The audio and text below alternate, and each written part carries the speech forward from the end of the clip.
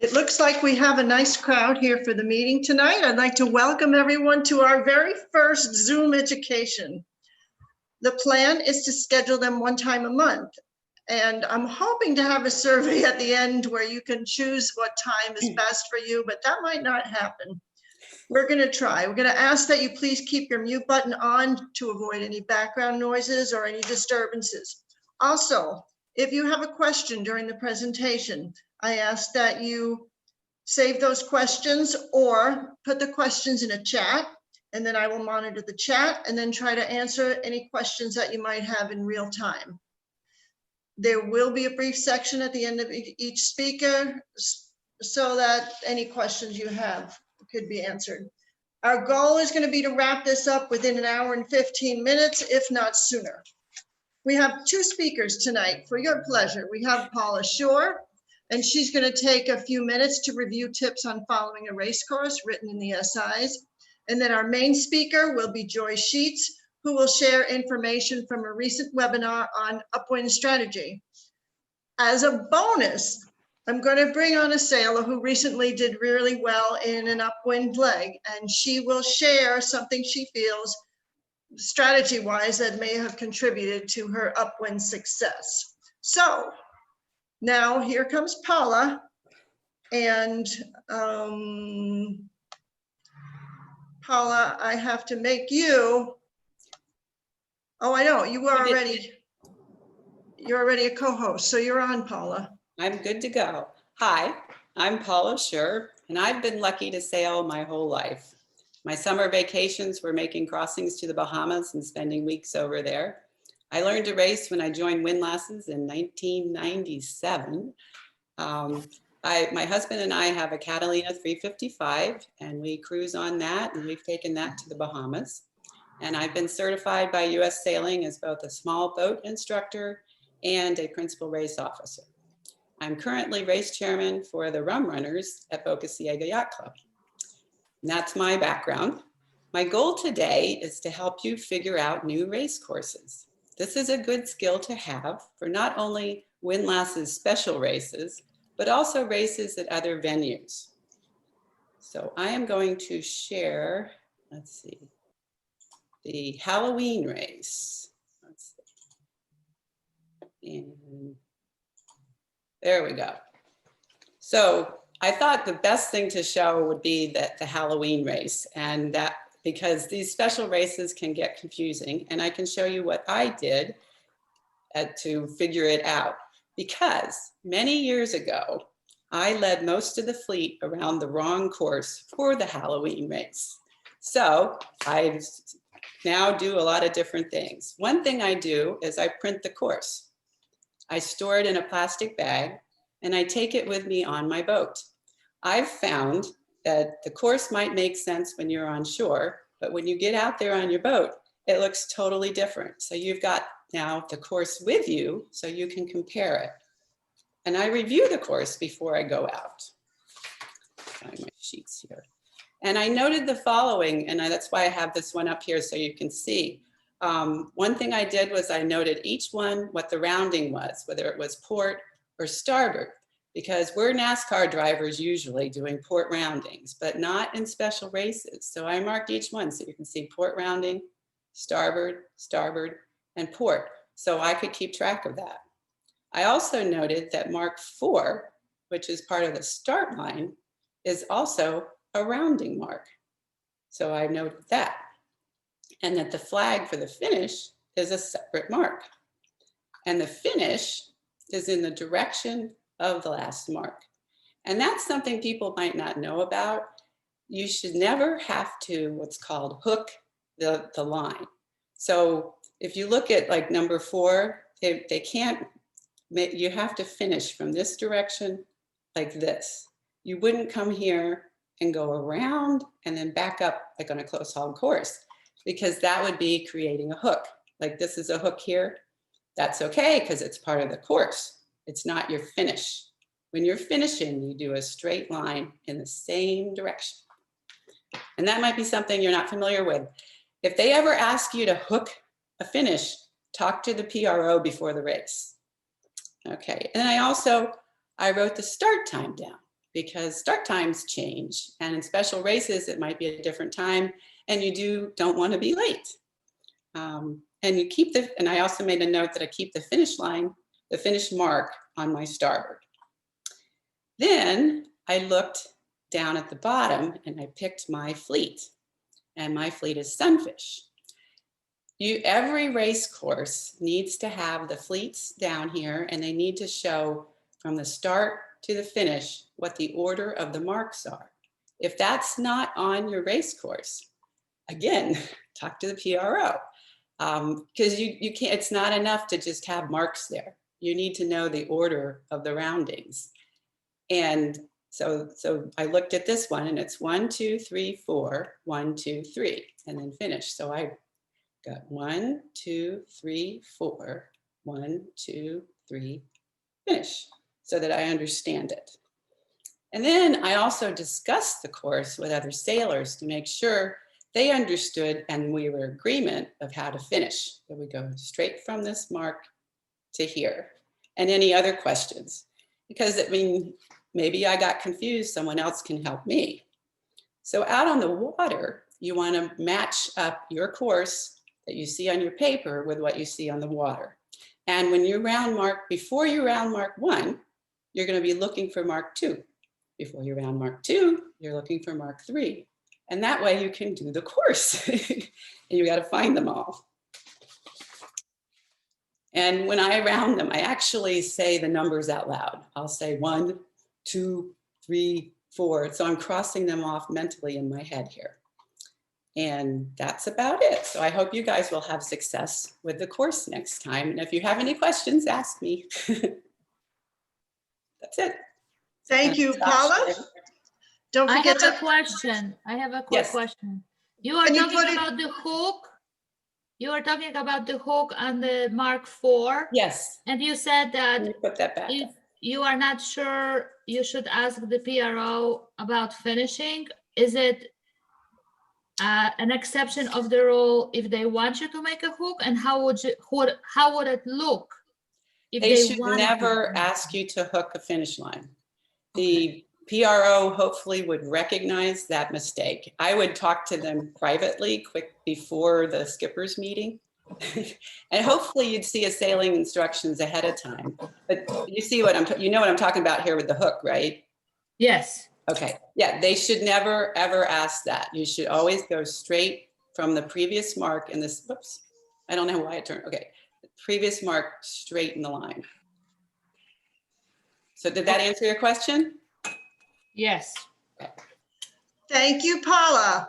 And if you will unshare, we will now introduce Joy Sheets. Joy, don't forget to unmute yourself. Okay, I just did. Hi, everyone. I'm Joy, and I have not been sailing all my life. I started sailing almost 5 years ago, and I've been with the Windlasses since 2016. And I have to say that joining the Windlasses has been one of the best decisions I've made in my life.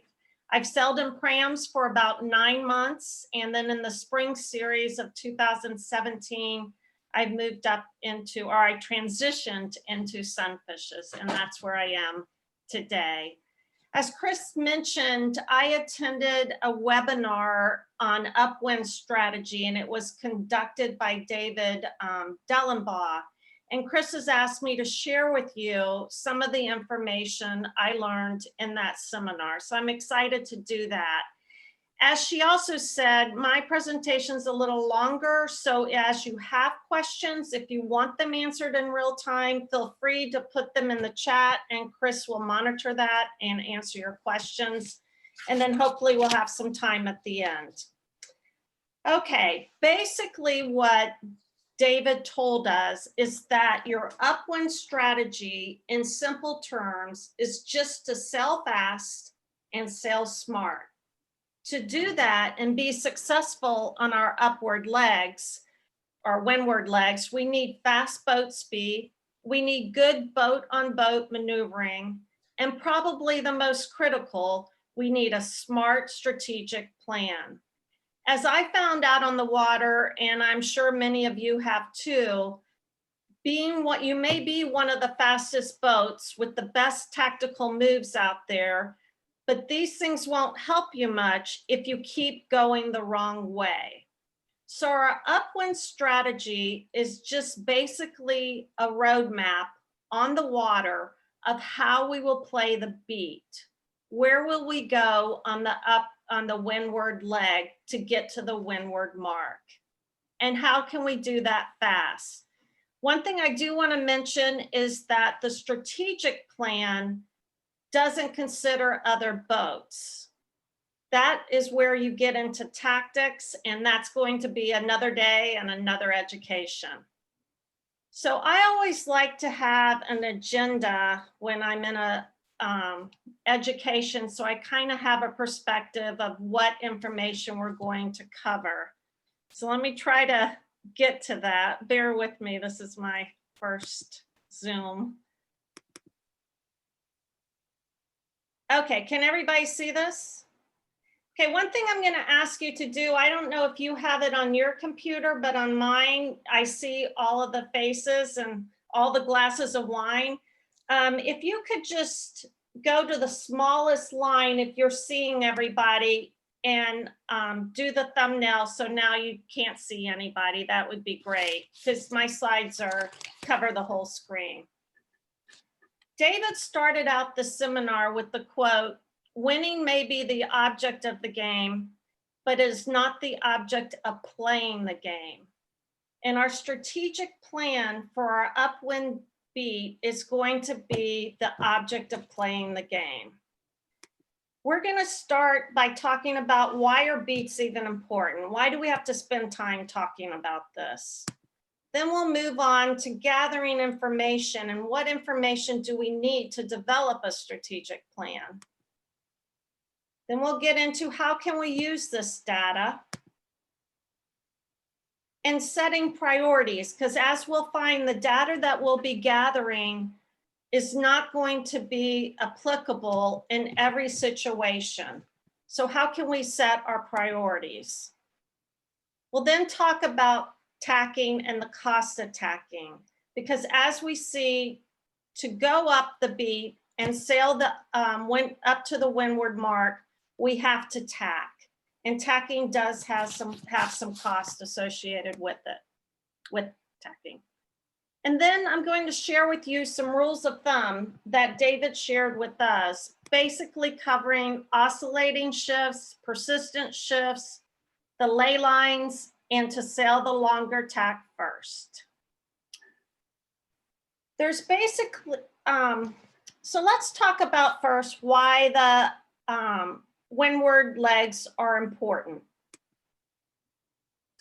To help illustrate this, we put together just what we're calling the upwind beat playing field. We have our windward mark, we have our leeward mark, and the playing field is outlined by the port and starboard ley lines. We know between the windward mark and the leeward mark is our rum line. And then our wind direction, we have that too. Okay. Spending time developing a strategic plan for beats is important because, number one, we spend more time on the upwind leg than the downwind leg. We know we cannot sail directly into the wind, right? Because what happens? We go into irons. So we need to tack on our upwind beat. So we're going to spend more time doing that than going down or fairly straight down to the windward mark. We also, because of the tacking, end up covering a greater distance. We typically use, a lot of times, our whole playing field. We can go left, we can go far right, we can stay in the middle, or we can do a combination or all of the above.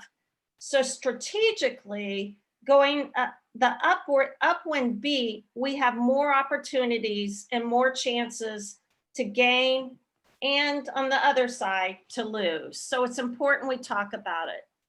We also tend to feel more shifts, more puffs and lulls as we're going upwind.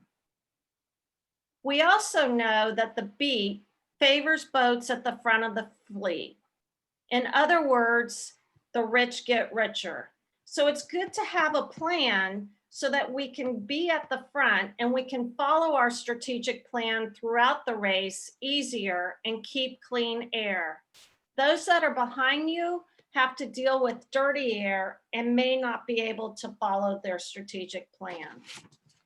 We all also know it's important to talk about upwind beats because boats often meet or converge on opposite tacks on the beats, leading to making more decisions, and we have more chances and opportunities again to gain or lose as we meet those boats.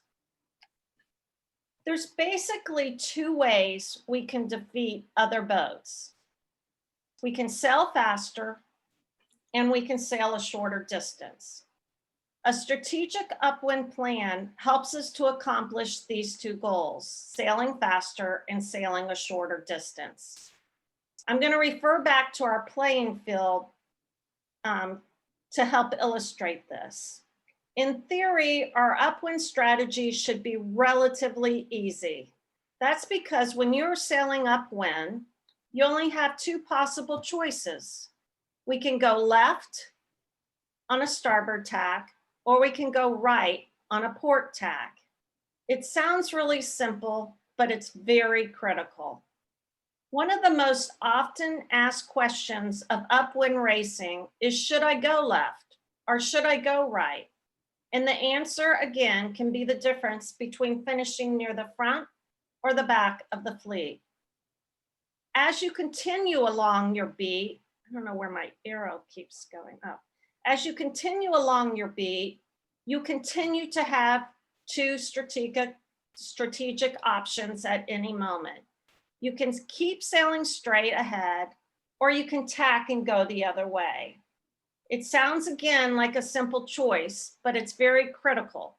And it's a choice that we'll make several times on each beat. This is why it's so valuable to have a big picture strategic plan or roadmap and to make your starboard port choices within the framework of that strategic plan.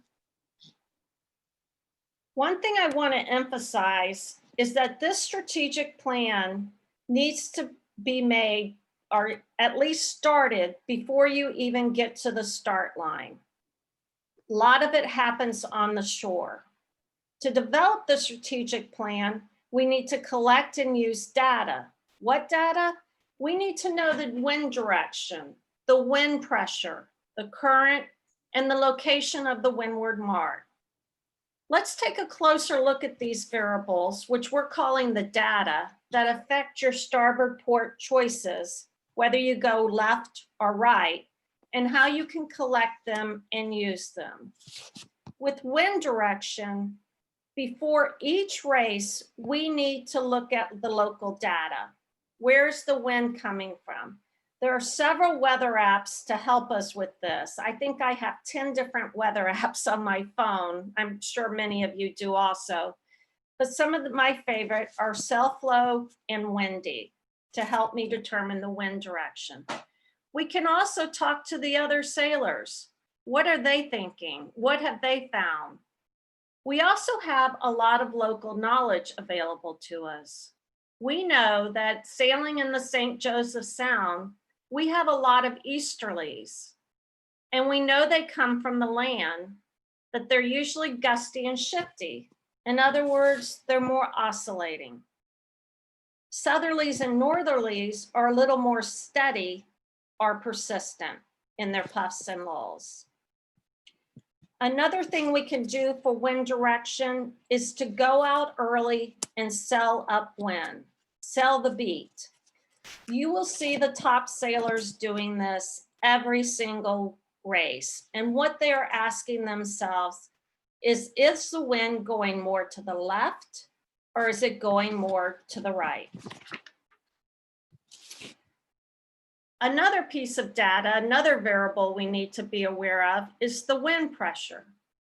And the wind pressure is just the wind. We need to figure out what side of the course has more pressure.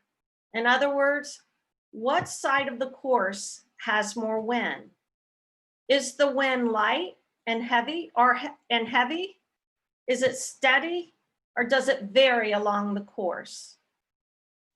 To help us with this, we can look at the watercolor and texture of the water. Darker water tends to have more pressure in it. As far as texture of the water, Chris explained this to me one time in non-sailor terms as carpet or tile. Is the water more like carpet, rough and bumpy, or is it smooth like tile? We know that carpet water tends to have more pressure. We also, especially sailing in the St. Joseph Sound, need to be aware, are there any land obstructions? In other words, are there big, tall buildings that block the wind?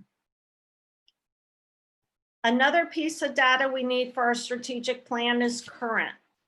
The first question we should ask ourselves is it even relevant? In high wind, probably not as much.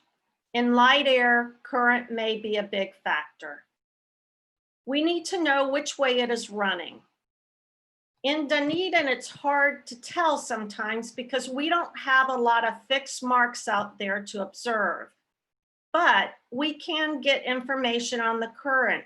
For example, we should be looking at tide charts, or I have a tide app on my phone. When is the high tide? When is the low tide? Which way is it running? Current is another thing another topic that can really be its own education. But in the meantime, if you have questions on current, you can always ask Paula Shur. She's our resident pro when it comes to current in the St. Joseph Sound. Also, we need to be aware of the windward mark location. Is the windward mark right or left of the course? We don't want to get to the ley line early or too quick and run the risk of missing shifts or overstanding the mark. We're going to be talking about this in the location of the windward mark a little bit more when we start talking about setting priorities. Before we get to setting priorities, one thing I wanted to emphasize to you is that these variables, wind direction, pressure, current, and the location of the windward mark, are always changing. Fun, huh? So our strategy is going to be a never-ending cyclical process. You must constantly rethink your game plan. So in developing a strategic plan, we're going to be collecting data while we're observing the race area. We're going to go out early and sail that upwind leg and find out where the wind's coming from, if one side of the course has more wind, and so on. Then we're going to make a game plan while using the data that we've collected. Then we're going to use this game plan as our strategic guide. Then as we're racing, we're going to collect more data, make more observations on the wind, the current, and the location of the mark. And then we're going to revise our game plan if necessary. We should be updating our plan for the second beat based on what we learned on the previous beat, assuming we learned something. And then we're going to use the revised plan as our new guide. And then we start this process all over and repeat it. So this very simple choice of going left or right is now, as we can see in the strategic plan, a cyclical process that's ever changing. Okay, we talked about the variables, wind shifts, pressure, current, and the orientation of the windward leg. But one thing we need to realize is that not all of these should be weighted equally. If you ask an experienced sailor which variable to focus on, they will probably say, it depends. I'm sure a lot of you have heard that answer. For each windward leg you sail, the key is figuring out which strategic elements or priority are a priority at the moment, and then adjusting your plan accordingly. So I wanted to spend a little time talking about the priorities and what's important at different moments in time. Okay, one of the things we can think about when we're setting our priorities is it at this moment light air or heavy air? In light air, we want to find on the course where the pressure is. Getting that extra knot or two of wind is very, very important in light air. Wind shifts help, but they may not be a priority because when we tack in light air, there's a great loss. And we'll talk about the loss of tacking in a few minutes. Current may be more important in light air if you know where it may be stronger and which way it is running. That is going to be advantageous in light air. In heavy air, more pressure does not usually help that much. When we're sailing and we're overpowered, finding an extra knot or two of wind really isn't that important. It's a low priority. In contrast, wind shifts in heavy air count for most strategic gains and/or losses on our heavy air beats. For that reason, they should be a high priority. Another variable, steady wind versus shifty wind. Wind direction is usually changing, sometimes a little, sometimes a lot. In steady wind, there's not a lot of gains to be made by playing the shifts. So the shifts become not a high priority. What we want to do with steady wind is find more pressure. How can we do that? Where are the ripples on the water? Where does it look more like carpet than tile? Where is the darker water? We can also look at the other boats. Where are boats gaining? What side of the course are they gaining on? In shifty wind, the bigger the shifts, the bigger the gains and losses when you're racing upwind. So sailing shifts should be your priority in shifty wind. Changes in velocity become less important. But shifting breezes bring significant puffs and lulls, so pressure may still be fairly important in shifty wind. Should we focus on wind or current at this particular time? Well, we want to focus on wind when the current's weak, when the current is relatively even across the course, when the wind is strong, or when we have an oscillating wind, when it's shifty and puffy. Significant puffs and lulls means gains or losses due to the wind, and they can be quite large. We want to focus on the current when the wind speed is light, when the wind direction and velocity are fairly even across the course, when the current is strong, when the current is variable across the course, so there are significant gains and losses to be made.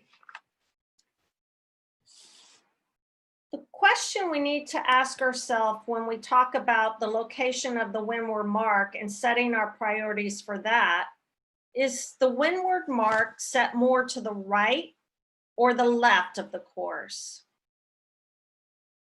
You can see here the location of the windward mark, the wind direction. One way we can figure this out is to go on our start line, put our boat on the bow of our boat on the start line towards the windward mark, and which way is the wind pushing you? Here you can see it's pushing us to the left. So the starboard tack is going to be the longer tack to the mark. We always want to try, and this becomes a rule of thumb, we'll talk about it in a little bit, to stay on one course longer if the mark is not directly upwind. And because the wind is constantly changing, generally it's not. So we want to stay on one course longer. So this is how we figure out what the longer course is. Oh, one thing I like about this slide is it does show us pressure on the water. This is actually water, if you can't tell, but we can see where the darker water is. That probably is indicating more pressure. Where it looks more like carpet than tile, again, more pressure. Okay, if we look at this picture very briefly, just a little bit more, we know to get to the windward mark, as we said earlier, we need to tack. We have to go left, we have to go right, we have to zigzag up the course. Well, in doing that, there's some cost involved, and that's what I wanted to talk about briefly with you now. What are the costs of tacking?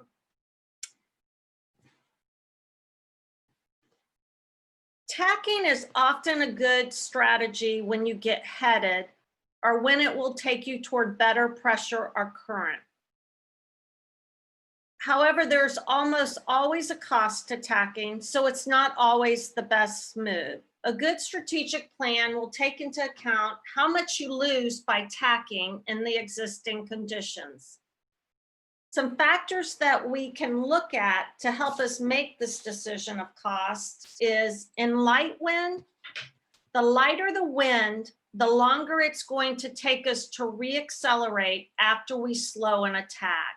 So in light wind, you probably want to limit the number of times you tack. Here is an example of me and my sunfish. I'm looking under the boom, yelling at the race committee that light air sucks, but I really need to be having patience. I should be sitting very still in my boat and thinking where is the next possible place to tack, but not to be anxious to tack because it's very light air. In heavy wind, the stronger the wind, the more drag there is while turning through the boat. So we need to be aware of that. Cost of tacking in big waves. Waves, we don't have a lot of big waves in St. Joseph Sound, but when we have our waves, the waves can slow you down and make it harder to get going again. Waves also usually increase your tacking angle. And I've even found in very big waves, they push me backwards. There's a cost of tacking and inexperience too, which might be why I go backwards. But we should ask ourselves, how well do we tack? Here's Chirs Kelly sailing in very heavy air, yelling at the race committee, heavy air rocks. And this is what happens sometimes with inexperience and tacking. We capsize. Okay, with all of those variables, there are basic rules of thumb. And a rule of thumb is strictly a strategy that has proven over time to produce a high probability of success. It's not always right, but there's a high probability that it will be. Let's talk first about the rules of thumb in oscillating shifts. In oscillating shifts, when we're sailing them, it's a good idea to tack on the headers. And this is because when you tack on the header in an oscillating shift, you will be sailing on the lifted tack. The lifted tack is the tack that's pushing you closer to the mark. The headers are pushing you away from the windward mark. In oscillating shifts, we should also sail the longer tack first. Our goal should be to stay on the lifted tack as long as possible as we sail straight and as short a course as possible up to the windward mark. When we're in doubt about the wind phase, we can get on the tack where our bow point's closer to the windward mark. And once again, remember that the longer tack is also usually the most lifted tack. In oscillating shifts, we want to avoid ley lines as long as possible. Why? because ley lines and oscillating shifts tend to be strategic dead ends. Why is that? Because we can no longer play the shifts. We lose the opportunity to tack on shifts.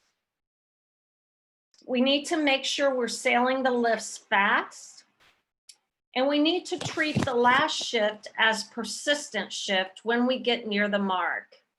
When there's only one more shift before you get to the windward mark, we need to sail into it as if it is a persistent shift. Don't tack on it. Let me give you an example of this in case it's confusing. Let's say that each oscillation takes 4 minutes. When you get within 4 minutes of a mark, you're going to have one more shift. So we need to play that shift as persistent, because by the time it shifts back the other way, you will already be around the mark. So you don't want to shift on the, or you don't want to tack on the last shift in an oscillating shift. Okay, rules of thumb for persistent shifts. On persistent shifts, we want to sail into the headers toward the next shift. A persistent breeze keeps shifting in one direction. So we don't want to take in the header. We want to continue toward the next shift. This is where you're going to see the most benefit in a persistent shift. We want to sail the shorter tack first. The longer tack in persistent shifts usually takes us away from the next shift. So sail the shorter one first. We want to sail toward one side of the course. To the ley line or just below it is not a bad place to be in a persistent shift. We want to sail toward other boats that look good. When you identify the side of the course where boats are gaining, the best thing you can do is sail that way as fast as you can. Another rule of thumb, which I call bite the bullet because it can be a very emotional decision, is be willing to cross behind other boats in a persistent shift if it's going to take you toward the next shift. We typically don't like to go behind other boats. We want to be out in front. But if it's going to get you to the next shift in a persistent shift, it'll be a good idea to do that. Don't overstand the mark. As I said, tack a little short of the ley line so you won't overstand the windward mark if the wind continues to shift. Some rules of thumb on the ley line and not getting it too early. Strategically, the ley line is a dead end. Why? Because you give away your option to tack. Once you get there, you can no longer play the shifts, so you lose if you do have a wind shift. You also, on the ley line, especially the starboard ley line, because it attracts a lot of company, as we all know, you tend to get bad air from boats. So unless you're winning the race, there's a good chance another boat will tack on your wind if you get to the ley line too early. Also, if you get to the ley line too early, you run a greater risk of overstanding the mark. When we're far away from the mark, it's hard to judge exactly where the ley line is. And we know that each boat length is wasted distance. So even if we think we picked the perfect ley line, you will get overstood from the mark if you get lifted or if you have to tack for clean air. Another rule of thumb, and we've talked about it a lot in this presentation, is to sail the longer tack to the windward mark first. Here's our windward mark. Here's our boat. Unless we are dead downwind of that mark, we'll have to spend more time, the start line is dead downwind, we'll have to spend more time on one tack than the other tack to get to the mark. The longer tack, as we illustrated before, is the tack on which your bow is pointing closer to the windward mark. here we can see, once again, it's our starboard tack. It's a good idea to sail the longer tack first when we don't know what the wind will do next. The longer tack gives us the best odds of being able to play any wind shift that comes along. One tack is usually longer than the other tack. In that case, it's a good idea to sail the longer tack first. The greater the difference in the lengths between port and starboard tacks, the greater the odds it will pay off to sail the longer tack first. When we're far from the windward mark, it's also a good idea to sail the longer tack first. We don't want to get to the ley line again too early. If we take this shorter tack, we're going to be on the ley line way too early, and we're not going to be able to protect against unknown wind shifts. So the benefits, it benefits you to sail the longer tack first when it's the lifted tack, and it will head you to the middle of the course where you'll have more wind to play the wind shifts.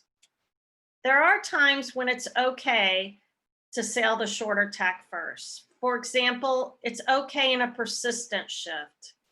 It's okay when neither tack is much longer, when they're similar in distance. And an example of this is, and another reason it would be okay, is when you get closer to the windward mark, your tacks are going to become typically more even.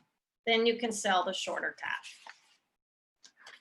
Okay, so we talked about why beats are important. We talked about the information we need to gather for our strategic plan, how we can use this data, what we need to be thinking about when we set our priorities, some of the cost of tacking, and some rules of thumb as far as oscillating shifts, persistent shifts, avoiding the ley lines, and sailing the longer tack first.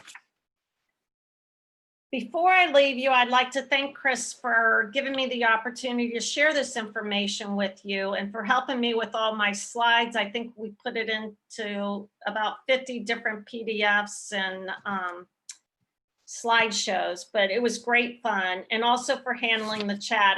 It's hard because I can't even see your expressions or what questions you're asking. But I'd also, before I leave, like to share you with something which I think really sums up the strategic plan from Dave. And that's that only one boat can win, but every boat can learn something that will give them a better chance of winning the next race.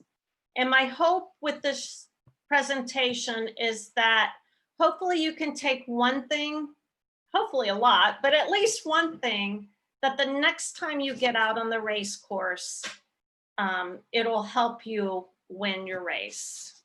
I'd also like to encourage you to go to Dave's website, www.speedandsmarts.com. There's a wealth of information on the website, and you can also sign up. He puts out issues called Speed and Smarts, and you can sign up to receive those issues, which are very, very helpful. So thank you for coming, and remember to sail fast and smart, and I look forward to seeing you all on the race course. Well, Joy, that was fabulous and it was very informative, but I am going to now do our little bonus where we said we were going to bring back a sailor who has felt like they did really well on a windward leg and maybe possibly follow their strategy or what strategy they used that may have led to their success. So don't go away, Joy. You're back on because you had a very good windward leg in, I think, the last time we raced. So maybe you can share something that contributed to your success on your windward leg. Okay. Yeah, in the last race we raced, I was doing pretty well for me, which I was excited about. And one of the things I knew is that it was an oscillating shift. If you remember, it was a very breezy day. The wind was all over the place. So I knew I wanted to play the shifts up the beat. And I also knew I wanted to stay on the longer tack or get on the longer tack first. So that's what I did. I got on the longer tack, which was the starboard tack. And then I tried to play the shifts as we were going along. And I was doing really, really well until we got to, let me see if I can show you a picture of what happened to me. Until we got to the second windward mark. And then what happened was this. That's me and my sunfish. I capsized around the second windward mark. And and that's me in the water. I'm still smiling because even sailing in the water is a lot of fun. But I'd also like to thank the 11 sunfish sailors that passed me as I was trying to get my boat out of the water in heavy wind, and thank them because they all asked if I was okay. So what great friends I have in the sunfish group. Let's see if I can get back to you. Okay. Joy, can you go back to the screen with Dave Dellenbaugh's website? I'm going to post it onto the chat. Oh, sure. It's I'll go back, but it's www.speedandsmarts.com. It's already entered. I just put it on chat. Oops, I left a space, but don't leave the space. See, can you see it down? It's kind of in the bottom. Speed and Smarts. I put it on chat, but anybody can write it down now if they can look at it longer. Okay. This is from the Rainbow Regatta out at Clearwater Yacht Club a couple of years ago. You can see the prams and the sunfishes going out. So that's kind of cool. Okay, well, as promised, anybody have questions for Joy or? I wanted to ask who the original presenter of the webinar was and how, Joy, did you come across it? Do you know him personally, or you just happen No, to? I wish I knew him personally, but no, it's David Dellenbaugh, and he's the one that puts out the Speed and Smarts, and I do subscribe to them, and I just got an email saying that there was going to be a webinar. Oh, okay. So David Dellenbaugh, did you get his name? And all? Chris put it down. Well, Go to that he is website. sunfish sailor, or he's a racer? What is his background? Yeah. Oh, he was the tactician for the America's Cup, and he's been involved in sailing since he was a little boy. He has a pretty neat history. So Oh, okay. yeah, no, he's got lots of sailing experience. He's one of the sailing gurus like Dave Perry. Oh. Joy, how do you spell Dellenbaugh? Do you have that there? Yeah, it's Dellenbaugh. Okay. All right, well, I think as promised. I have a question. Oh, go ahead, Sharon. I have a question. Yeah. I might be able to figure out if it's a shifting wind, oscillating and shifty. You talked about timing the shifts. I don't think I've ever been able to figure out, what the timing is. It's 4 minutes, or how do you just have to get out there and watch it and watch your clock? Yeah. Well, I don't watch my watch. I just kind of get a feel for them, but they're going to be constantly changing. So I think everything in sailing, the answer is it depends, but yeah. Go ahead, Chris. That sounds fun. the hot shots have somebody on shore timing all the ships for them. On our little sunfish, we're not going to have our stopwatch out and timing our ships. So I think we're kind of winging it a lot. Hey, I see a question from Kat. Kat, are you still there? Yes, she is. Okay. Do you understand what overstanding the mark is?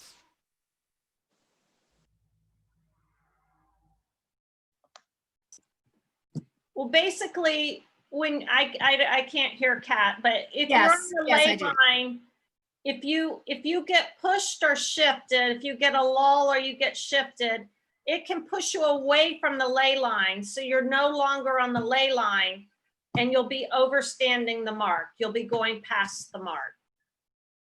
I get it now. Hi, Kat. Hi, honey. Okay.